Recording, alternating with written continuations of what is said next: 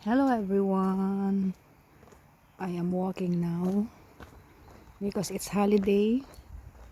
It's the end of Pesach. I will just show you the situation now. 9:30 in the morning.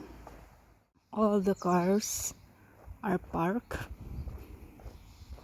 Since it's holiday, so all the people are on holiday. That's the situation now. 9:30 in the morning.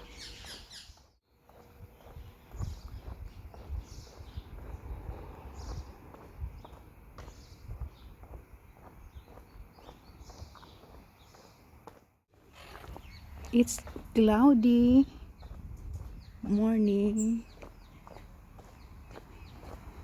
and a beautiful weather. Hi, Kitty.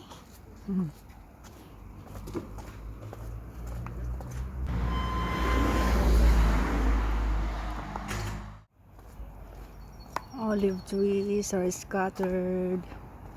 Cars are parked. There are few only who's driving.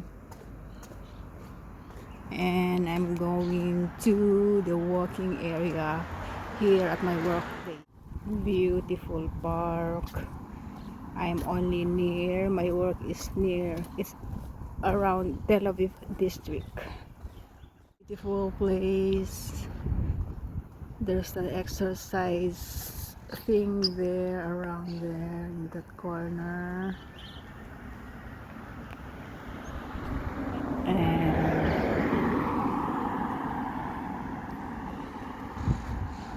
beautiful weather.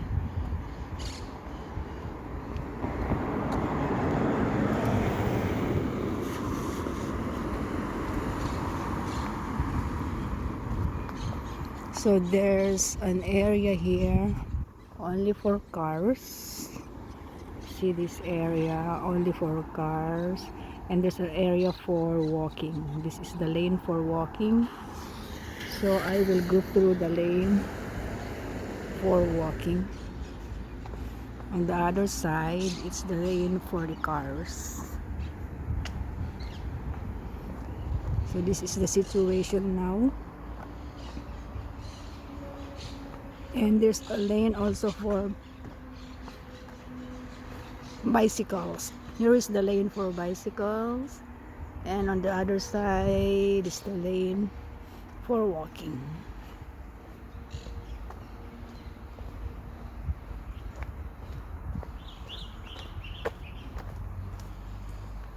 You see there's for bicycles and for people, and you can see trees, beautiful weather. There's a harang there. On the other side are for the cars, and on this side are residential houses.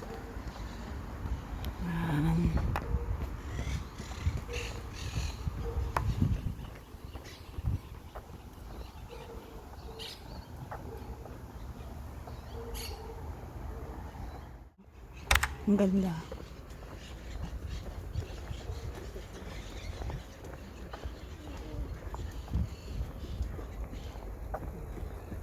Walking early in the morning at 9:30 with a beautiful weather, beautiful skies. It's not so sunny, it's not so cold. Rosemary in this area.